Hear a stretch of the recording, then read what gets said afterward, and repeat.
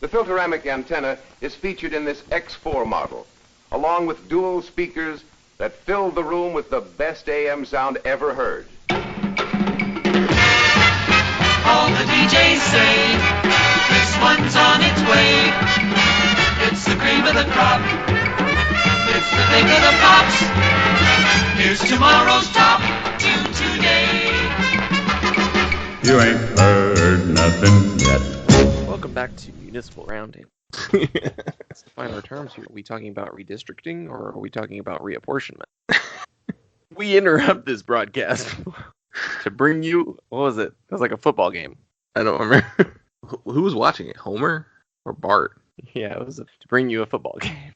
Because Homer, is it Homer the Heretic? Where he stays home? Oh, yeah. I mean, that is what Sunday television is. It's like all the... You ever, remember switching to, PBS, and it would just be like a city council meeting, basically. Yeah. UNC TV. It's like, wow, this network's terrible between cartoons, educational cartoons, and British reruns. So it's just which are late at night, at 8, 9, 10. So the 5 to 8, unless they're showing a nature documentary around dinner time. Do you ever remember staying home from school and getting to watch the weird kids cartoons that would come on UPN in the weekdays during school hours, 8 o'clock Mighty Max, or I think they showed a lot of the Marvel, whatever those shows were called, action. Marvel Action Hour was on Action Sundays. Hour. Yeah. Sunday mornings, they showed Iron Man, Fantastic Four, Hulk. It was Street Sharks and Mighty Max. They were the weekday morning cartoons that no kids ever watched because they were waiting for the bus or already at school. Yeah, it's why do you have this on? What children is this for? The 4-year-olds? I don't think a 4-year-old is going to care about Biker Mice from Mars. Yeah, it was never anything... Yeah, it was never anything really kiddie. It wasn't preschool TV. It was preteen cartoons. Yeah. It's the kind of stuff that if Fox and WB and all those channels didn't have their own blocks of shows, it would have been on that time slot. Yeah. Well, I mean, it was all stuff that was made to be pitched to the major Saturday morning networks, and it just wasn't picked up. So they were well, we gotta sell it somewhere. Yeah. So you got UPN is we don't have anything. We have 2 hours of programming a night. That's it. Everything during the day is just whatever the network, the station bought the rights for. Stuff that was made and sold directly into, what's it called? Syndication, yeah. I loved the early days of Fox when the only actual programming they had was Fox, WB, UPN. The only programming they had to fill was the 8 to 10, and then on Saturday they had some late night stuff Mad TV, and even UPN didn't have any of that kind of stuff though. Yeah. So it was just all syndicated. So it was movies, old TV shows, random cartoons, that style of television that. I mean, that kind of TV kind of still exists. It went away for a while when the major networks got more serious about their broadcasting, especially their primetime programming, but especially as Fox, UPN, WB, and then UPN and WB merged into CW, that all. But now you can turn your TV on the digital TV has all of these weird channels, and they just play whatever. It's almost like cable, but crappy, but charmingly crappy. It's just oh hey, they're showing Mama's Family. Why? Is MeTV locally determined? Is that your affiliates fill out the programming? I don't know about that. I feel like they show the same thing everywhere. Antenna. Yeah, Laugh and all of those weird channels. Or are they the other networks and they just have programming for certain times of the day that are going to be the same across the country? I don't know. I can't pick up any of those channels on my TV because we're down at the bottom of this ditch, and so we cannot pick up anything from Charlotte because I do hate the digital reception. The digital TV reception is absolute garbage. It it is is way way too easily interrupted by like physical obstruction and everything else that's broadcast through the air. Like it's yeah. And when it interrupts, it's not like analog broadcast TV frequencies where it was like, oh, it's fuzzy, but you could still watch it. Yeah. The It's- picture could be fuzzy. The picture could be moving, but the audio would be perfect. Yeah. Or the picture will be perfect and you just have like static come in. That was more frustrating when it was like When you the could audio hear would give everything. Yeah, if you could hear everything but not see it was preferable to seeing it and not being able to hear anything. Yes, which is why this is not a video podcast. How about our old man yells at cloud intro for this episode? It's funny you think I'm keeping that. Well, maybe I have to now. I don't listen. I don't know what you edit out. That might be where I leave it. I might start with the TV talk. So, what's up, posers? Welcome to Punk Lotto Pod. I'm your co-host, Justin Hensley. I am your other co-host, Dylan Hensley. And we are guestless today, which means it's time for another radio episode. That's not really what it means, but... Yeah, we plan to do a radio episode. But Right. Yeah, we decided that for the rest of the year, we're going to be primarily guestless.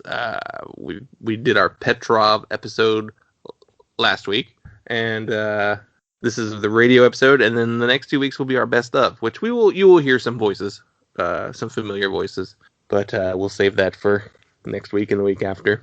Which It's not going to be us yammering for 2 hours about albums that we liked. Like, well, this band full of white dudes put out a record. Yeah. Also, the year's not over yet, so I think there's still a lot of records coming out in December even. I keep reading about records coming out this month, so... I mean, this week, I know there's a bunch of stuff coming out this week. I've seen people all over Twitter talking like all week long about how excited they are for a bunch of stuff that's coming out. Looking forward. This is a Bandcamp Friday, which we're recording this episode in the first week of December. Mm-hmm. So this will go up actually the week before Christmas, but I do think that you probably won't see anything bigger after this week. I don't know. I still feel like there's something that's coming out like on the 20th. well, there's always room for a surprise. I mean, I feel like it's almost a given at this point that a major artist will drop a surprise record in December just because that's what they do now. Yeah. It's the Lemonade effect. Yeah. Which The Lemonade come out on... did that before. Was it like someone did that before Beyonce? But Lemonade is the big one, I feel like. I don't know. I don't listen to pop music anymore. So this I figure our best ofs, the first one will go up the last week of December, but it will be after the last Friday in December. So I mean, there's still a chance something could be released in those days between the last Friday of the month and the first Friday of the next month, but it's not likely. And at that point, I mean, it's like the Oscar, the Grammy, the awards rules apply. Like that's next year's. Yeah. If anything comes out after we record, then I'm just going to count it on next year's if it's worthy of staying an entire year. So yeah, even though that's not what we're doing today. We're doing a radio episode, and I kind of structured my selections based on the best ofs. So my picks were made entirely of single songs or just singles that were released in 2020 that are not part of any albums or EPs. So like I'll talk to it about it in a little bit. Like the most physical release I got was maybe a 2-song single. So that's probably not going to make my top 20 or my top whatever, my top 200. 'Cause that's what my list is at this point. A 2-song single is not should be graded on the same value of an album or an EP. I do think the EP has merit as a form of releasing music. Yeah, I don't think it's not like we're not in the late 70s. It's not like anyone's releasing any truly earth-shattering singles. Like, if you're talking about early punk singles, like those were kind of represented a sea change, but I don't think anyone's doing that right now. I think music is pretty well diversified, so it's not like you're breaking up the monotony of whatever's on the radio because no one gives a shit about what's on the radio. So Yeah. I don't know what's on the radio now. it's the same thing that was on the radio 10 years ago. It's true. Pop music's probably pop and rap are probably and country. Those three tend Well, to actually, I do know what's on the country radio. Maybe I should put this out there. I've been kicking around the idea of starting another podcast where we listen to the current pop country charts and discuss the songwriting craft on display in that genre. It could be something worth considering. Yeah, I'm gonna see if I can rope someone in it. But hey, it took me a month to publish that newsletter, so Yeah. So Probably look forward won't to it. It's 6 months into 2021. We did have someone email us and tell us that they liked our old format where we actually chose random records. So it's like, well, you're probably the only one, but maybe we'll do a throwback episode where it's just the two of us talking about truly random records. yeah, that's not a bad idea. Just something every once in a while. Throw it into the cycle of gimmick episodes Yeah. that we haven't even fully expanded into. We've got still have we- a couple ideas we haven't.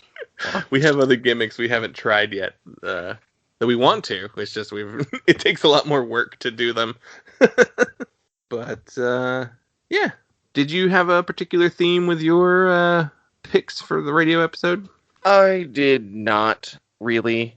It didn't seem like it. No, I just kind of looked at my most recently liked songs on Spotify. I know I'm not supposed to talk about. And I just kind of went through them, and I mean, the majority of my most recently liked songs on Spotify is like 60s, 70s country and like sunshine pop and whatever jazz or whatever weird tangent I decided to go on at any given period of the year. So I picked the stuff that was most applicable to our show. Yeah, Dylan listens to music completely different from me in the way of what he listens to. I guess he still listens to music the same way I do. It's just I'm focused almost entirely on the newest music. So like my primarily listening throughout the year was 2020 releases and then stuff for this show. And then like stuff around the albums we talked about for the show. Yeah. I Justin's the cool one.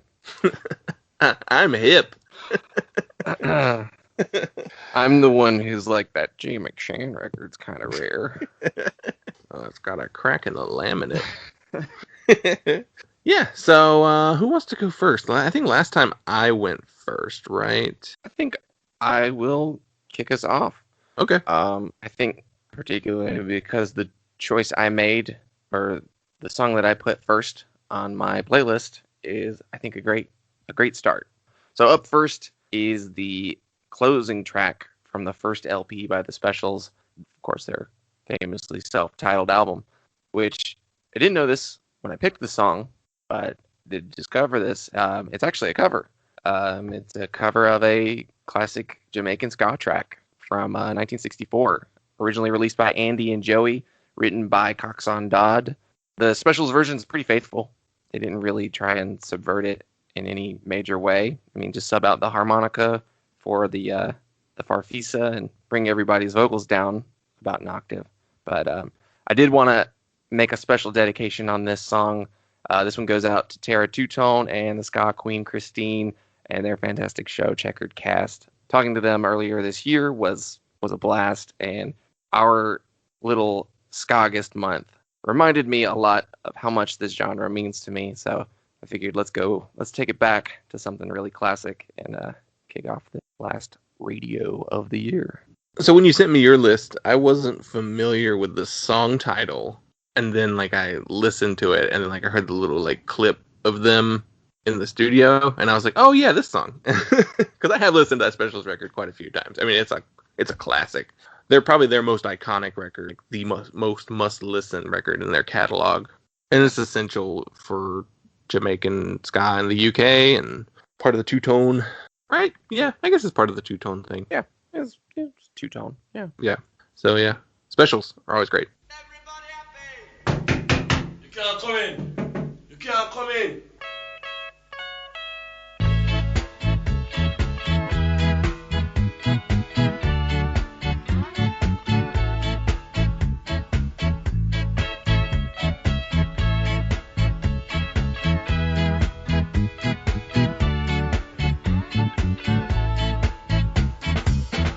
You're wondering now what to do. Now you know this is the end. You're wondering how you will pay for the way you did behave. Curtain has fallen. Now you're on your own. I won't return. Forever you will wait. You're wondering now what to do. Now you know this is the end.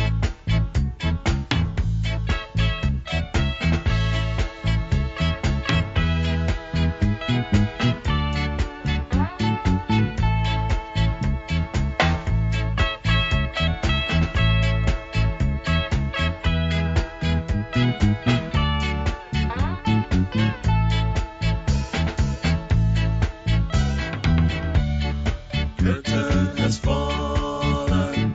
Now you're on your own. I won't return. Forever you will wait. You're wondering now what to do. Now you know this is the end. You're wondering how you will pay for the way you did behave. You're wondering now what to do. Now you know this is the end. You're wondering now what to do. Now you know this is the end.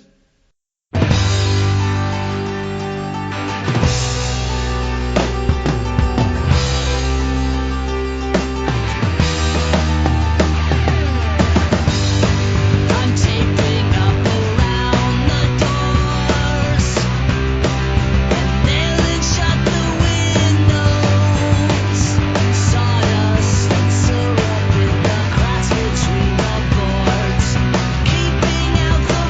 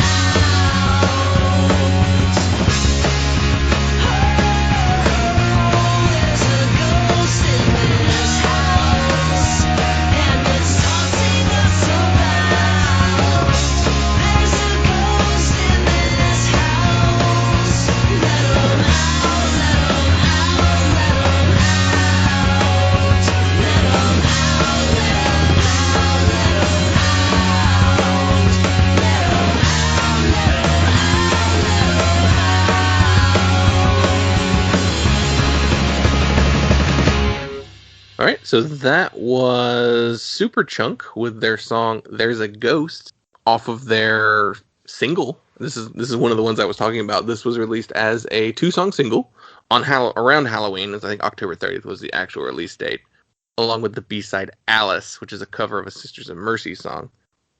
It's odd for them to be covering Sisters of Mercy because their sounds are so drastically different. But "There's a Ghost" feels like Majesty Shredding era Superchunk. There's like an acoustic guitar in there. It's like a bright, upbeat song. It's funny because like the last new music that Superchunk released was in 2018, and that record was a more aggressive side of Superchunk. And even the record before that, I Hate Music, is a darker sounding record. I wouldn't call that one necessarily like a hardcore record, but it's more morose. A lot went into the recording of that record that was very upsetting to the band. But yeah, Majesty Shredding was 10 years ago. Yeah. Was their comeback record. Wild. Yeah, this song strikes me as kind of a balance between Majesty Shredding and I Hate Music. It has some of the sonic, like the production, the sound design of that record, but it has the summertime, happy, fun feeling of Majesty Shredding, which is what I love about Superchunk the most. Yeah, they spent 2020 being pretty quiet. They go through waves where they release music as well. Like, you know, they took a giant hiatus before Majesty Shredding, and then there was 3 years between that and I Hate Music, and then 5 years between that and What a Time to Be Alive. Well, so the last Mac and Lara run Merge Records. So yeah, they've got a lot going on. So the last new music was 2018. They did do the acoustic version of the Foolish record last year, and then this year they primarily spent the year yelling at Tom Tillis on the internet. And releasing their Clambake live series through Spotify and Bandcamp. I think there was a new Clambake as well this year. So, but like that was live, which, you know, it's 2020, whatever. Maybe they spent time writing. Maybe we'll get something new in 2021. Always. You never know with them. But yeah, that's Superchunk. I love Superchunk. I will talk about Superchunk anytime they have anything new. So prepare to get tired of hearing about them, I guess. You never really expect anything from Superchunk. It's just a nice treat. Yeah. When you get something. Yeah. They've done enough. They don't have to do anything. Right. Honestly, if they would have quit, you know, if Here's the Shutting Up was the last Superchunk record, they never came back, they had already done enough. So it's just nice to have them around still. My next track, I have a little question for the listener and maybe for you, Justin. Is this shoegaze? Shamir put out 2 LPs this year, and this is the opening track from the first of those 2 records. I came across this one while shuffling Justin's massive 2020 playlist. Just something I usually end up doing this time of year. Seeing what I missed. Like we said, Justin's the one who listens to every single new thing that comes out, and I'm usually playing catch up. So anyway, I was hooked on that first fuzzy riff of the song, and then his countertenor vocals kicked in, and I was floored. Like, you don't hear anyone singing like that in indie rock. Such a great voice. He incorporates going back to my question. I think he incorporates a wide range of indie rock sounds, musical sounds, pop sounds in general, tons of electronic elements, acoustic elements, and it's kind of all over the place. But I felt like this song had a really cool, baggy dance beat to it. But this is Hell from the album Cataclysm.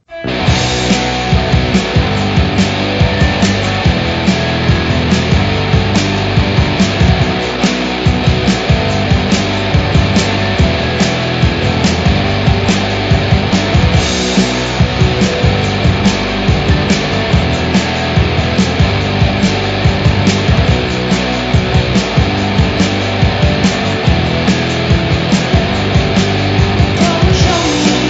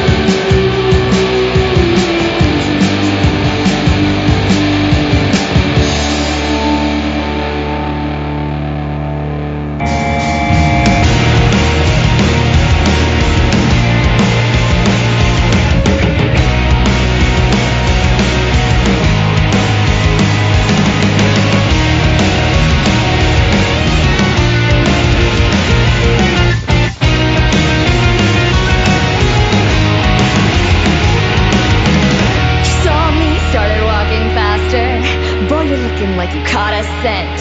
Your girlfriend's asking what's the matter. Lie to her and say I don't know yet.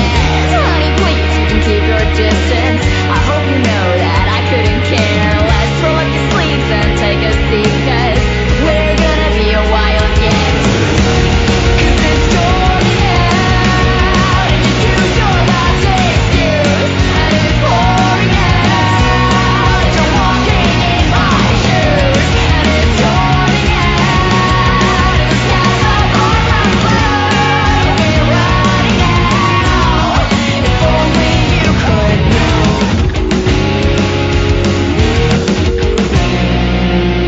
What can I say? I'm not the stereotype, but you've been watching me since you walked in the door. Something just doesn't feel right. I can't tell if you've been asking me for more. Baby, please, won't you jump the gun? Go ahead and tell me something I don't know. I can't help but wonder, boiling, what you've been thinking with the shelter of your home.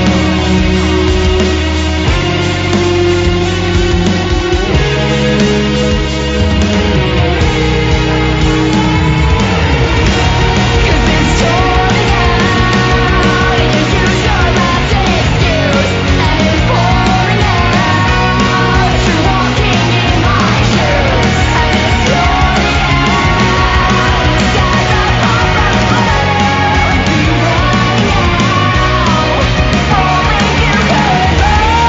And all I question is I'm way too far from safe. You're so subtle, staring in my face.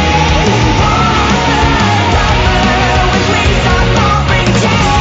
I say you're holding onto what now I don't know yet.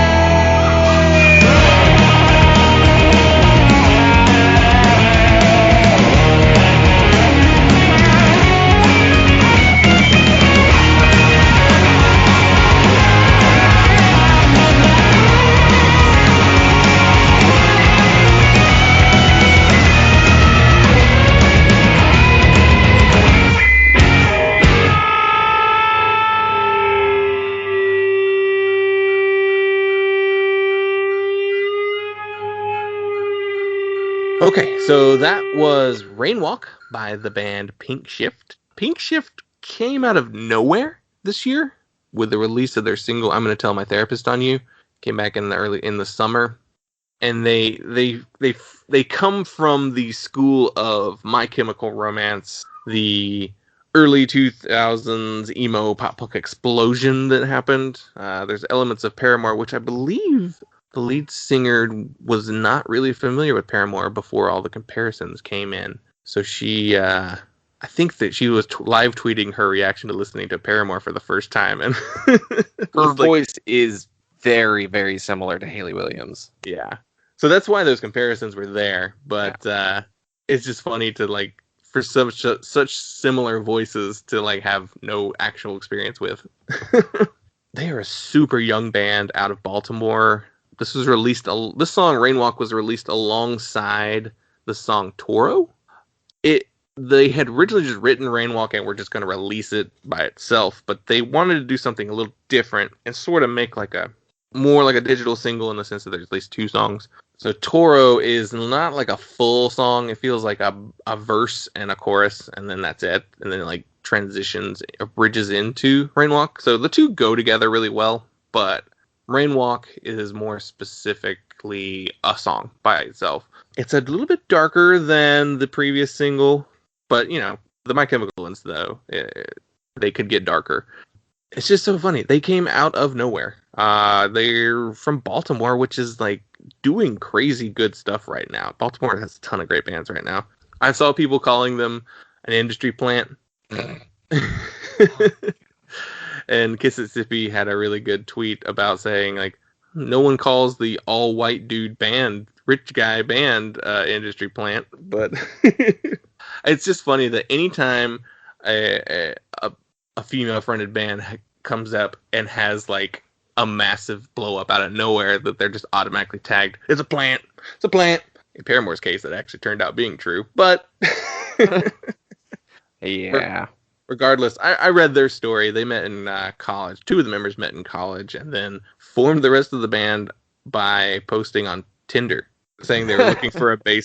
This is a truly Gen Z band here. But I'm very excited to see what happens with them. They have not announced any labels yet. They do have some good management, though. They're managed by the same company that runs Illuminati Hotties and Great Grandpa, which got a lot of press. So, and the Budos band. But so I think Pinkshift are going somewhere. They're probably just holding out on what label they've signed to, because I bet there's a label, or there's a war going on trying to get them. Yeah. Which you want to. But if this is what the future of like pop punk and emo is going to be for the next couple years, I'm all for it. Every year there are some records that you listen to once or twice that you really dig. You enjoy them. They're good records, but they don't really make it into your regular rotation. This is not one of those. I would have thought it would have been, though, when I first listened to it. I really, really easily could have put Right for Anarchy by Business of Dreams on my top records of 2019. I did mention it probably in our recap of that episode, but I've dipped back into it a couple more times this year. It's such a good record. It's just catchy stuff. New wavy, post-punk, dreamy, jangly, shimmery pop, whatever you want to call it. You know, hard not to compare to the marquee names of those sounds. You know, your Cure, your Smiths, your New Orders, etc. But the mastermind behind this project, it's really pretty much just a solo project, which I love when projects have been. I love that little bit of mystery. But Corey Cunningham, the engineer of this band, this group, he name-checked some stuff like Comsat Angels, Ryuichi Sakamoto, which I think is... Sputnik. Yeah. You guys slam into Joni Mitchell now? I dig this record. I think it's really cool. I need to listen to the EP that they put out this year, which I didn't realize that they did until Justin told me when I sent him my playlist. I noticed making my playlist that I picked mostly barely punk songs. So anyway, this is My Old Town.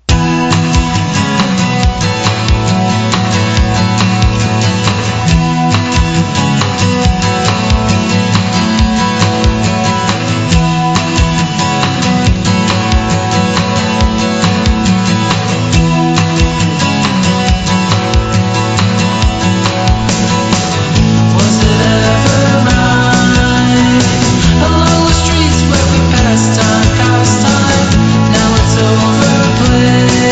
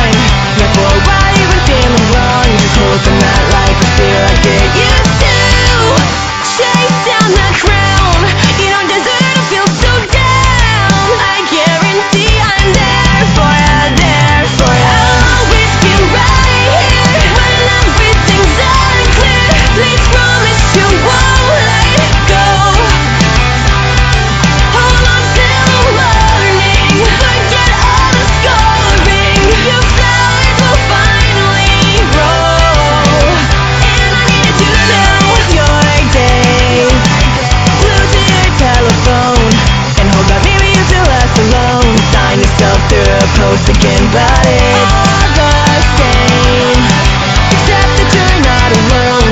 Because of me, you always have a home. I'll drop it all in, 'cause running just ain't right. Chase down that crown. You don't deserve to feel so down. I know you'll see I'll always be right here when everything's unclear. Please promise you won't let go. Hold on till morning. Forget all the scoring. Your flowers will finally grow. And I need you to always be right here when everything's unclear. Please promise you won't let go. Hold on till morning. Forget all the scoring. You got it will finally grow. And I needed you to know.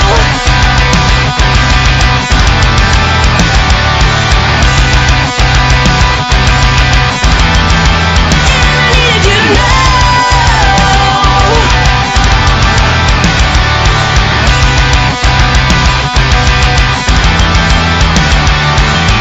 I'll never forget when you came to my doorstep with tears on your shirt.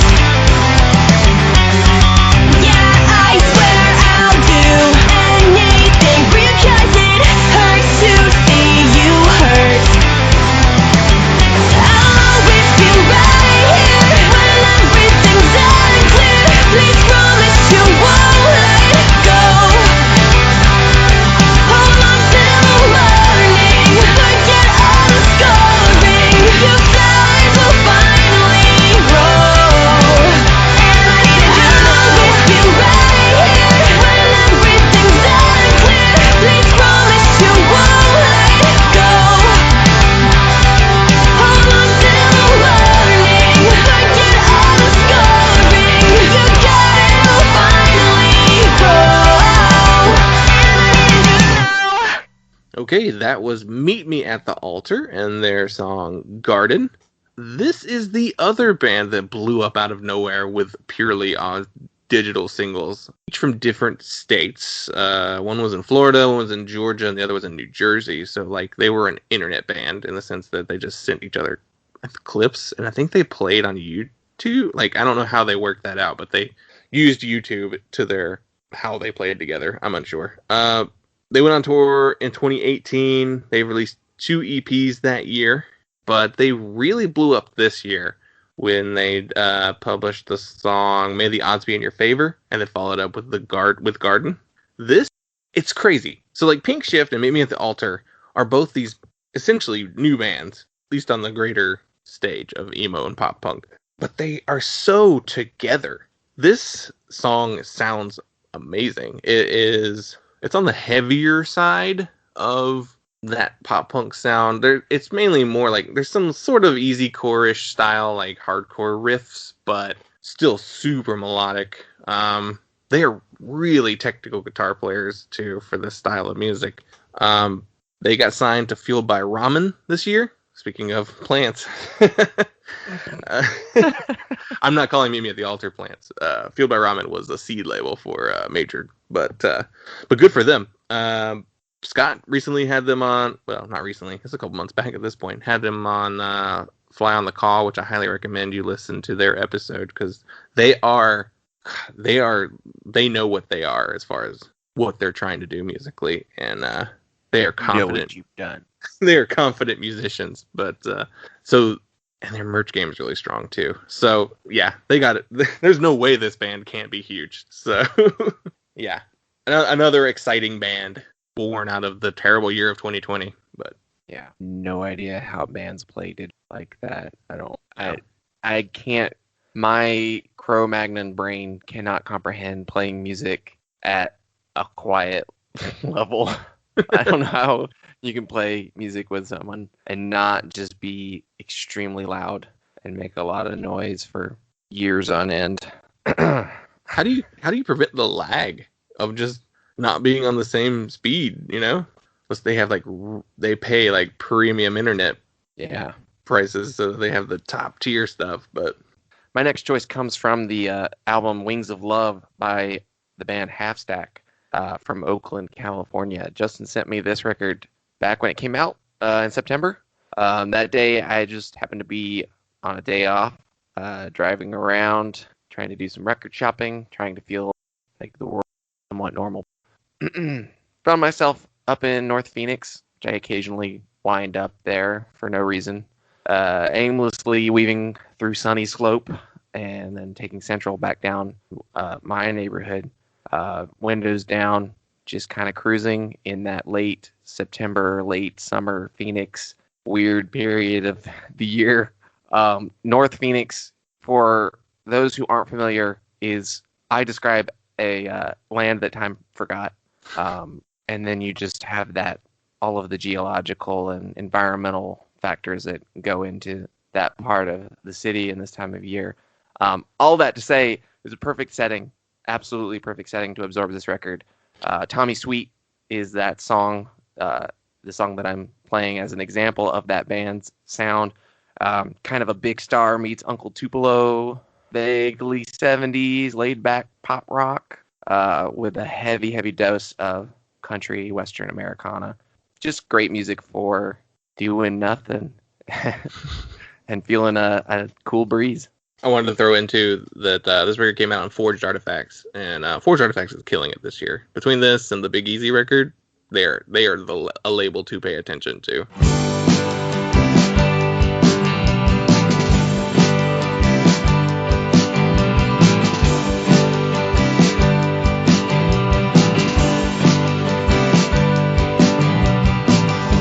Everyone's moved on. Days have come and gone. I'm still waiting by the window. I'm years behind.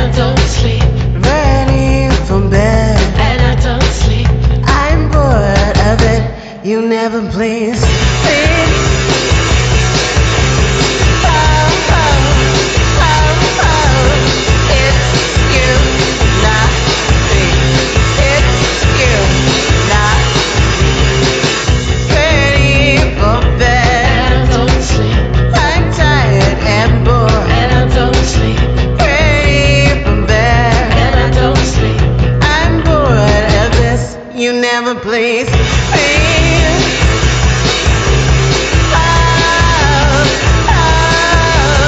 It's you, not me. It's you, not me.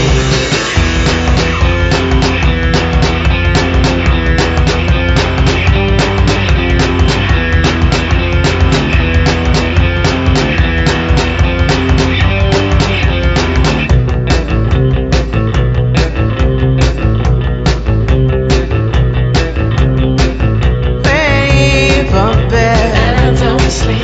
I'm tired and bored. And I don't sleep.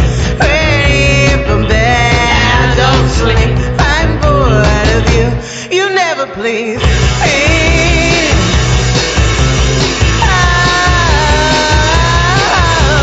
it's you, not me. It's you, not me. Okay, that was Big Joanie with the song It's You. Big Joanie are another three-piece band. This time they are from London. They are a self-described black feminist punk band who have been together since 2013.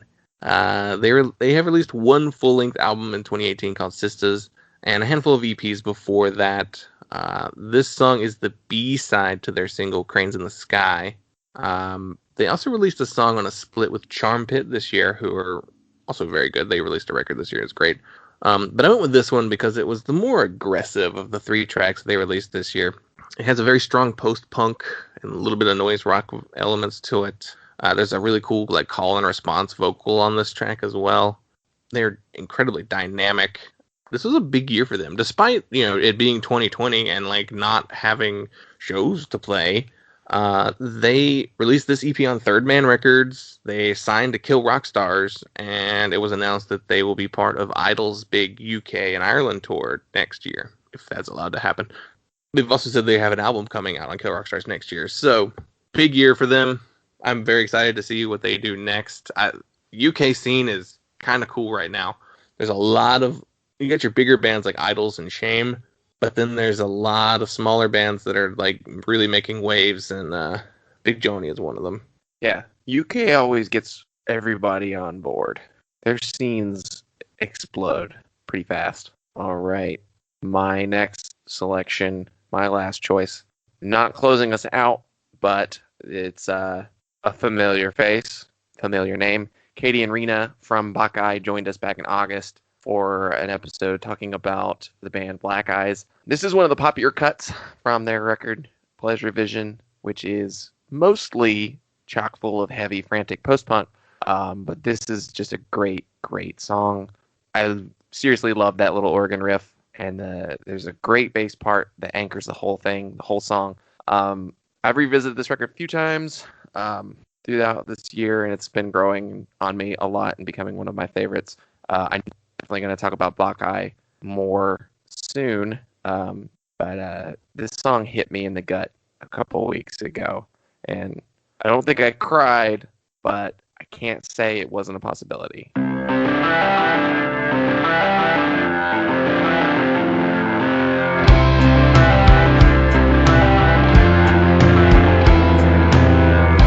stay so busy, I am making myself sick. I'm so tired of my complaining, my indecision and bitterness. I've got this feeling and it's spreading like a bruise. If I'd have known being grown was aching, I'd have said, God, what's the use?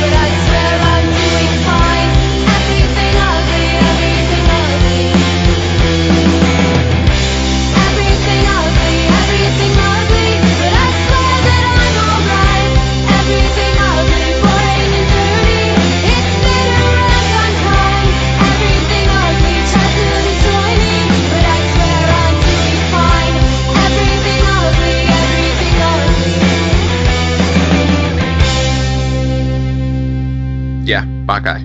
You're going to be hearing us talk about them more. Definitely. Probably my most listened to album this year. All right, my last track. It's from someone, whenever he releases new music, you're just like, well, I have to pay attention to it because we don't get it that often. I picked John K. Samson and his song Fantasy Baseball at the End of the World. Just a digital single. He released another digital single this year, too, which was like a protest song for his local library. John K. Samson has this magical ability to write about subject matters that I don't really care about. Like the Hockey Hall of Fame. You know, like, I think Reggie Leach belongs in the Hockey Hall of Fame, too. I've never watched real hockey in my life. So, this song is about fantasy baseball, but not really. It's probably one of the darker songs written by John K. Samson. Like, it's about Trump and fascists and hoping he dies in pain. Like, it's a really dark song, but there is a message. A reasonable response, I think, to any fascist or wannabe. Right. Except the song does end on a hopeful note about love and helping organize. So, I don't know. John K. is one of the greatest songwriters to come from the punk scene. You know, he started at Propaganda. The first couple Weakerthans have some punk elements to them.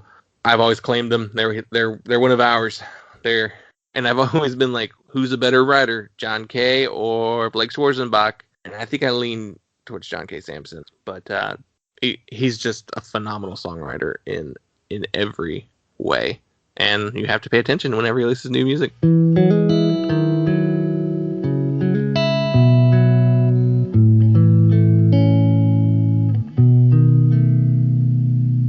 I manage my fantasy baseball team better than I manage my anger these days. And I'd trade my best pitcher for a draft pick and a picture of the president writhing in pain. It's a weird thing to wish for, but I can't stop wishing, refreshing the browser someday. If I live long enough and the world doesn't end, my wish will come true in a way. And he'll die like we all die, in pain or asleep, and we'll still have our fantasy baseball. And the next fascist fucker in line for the job of demolishing hope for us all. So I'm putting in love now, I'm putting in faith, putting fear on a long-term IL.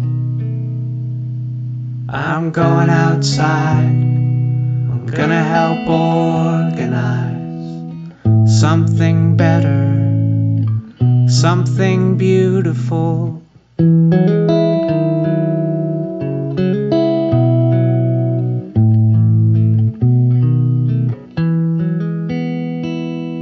And I guess that'll do it for us.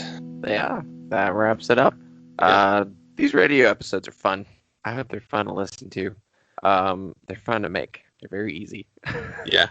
I mean, I say that, but I hemmed and hawed over my selections because I felt like I really needed a gimmick. And maybe that was my gimmick, was telling myself no gimmicks. Just pick good songs. The gimmick was good music. Yeah. Yeah, look forward to our best ofs coming soon. Yeah, we're going to do 2 weeks of them. Who knows how long they'll be. Depends on how long the conversations go and how many voicemails we get. I think we're going to forgo the typical, like, ranking, even though I did put a poll up this week that people were like, rank them. But I still say draw them from a hat. It is a lottery, right? But we need one of those big bingo powerball tumbler things. The vacuum powered. Yeah, stay tuned for that. In the meantime, you can follow us on all forms of social media, Instagram, Facebook, and Twitter at PunkLottoPod. Email us punklotopod@gmail.com. Oh, we have a voicemail line. do this. We are using our voicemail line for our best of. So call us at 202-688-PUNK. It's 202-688-7865. Tell us your favorite albums of 2020. We're having some past guests call it in and leave us messages. If you are a listener of the show and you want to tell us some of your favorite records, call in and tell us, and we'll play it on the show. It's that simple. Let's use what this voicemail was set up for, and leave us a rate and review on, iTunes. I guess that's the only place that matters for ratings and reviews, but... Yeah. Well, follow us on Spotify. 1% of our listeners use Spotify, but we've got a newsletter. I mentioned it earlier. I just published the first one. I need to write the next one. Please go follow it so I stay motivated. It's punklottopod.substack.com. It'll hopefully be less recappy and be able to expand a little bit more into other thoughts. So if you ever wanted to hear more of what I have to say, there's that option. And I may utilize it to publish my 200 albums of the year. Yeah. We'll see. We'll see how that looks. I don't know how big. Is there a limit on how much you can put in a newsletter? You're gonna get an email with just a list of 200 records and nothing else.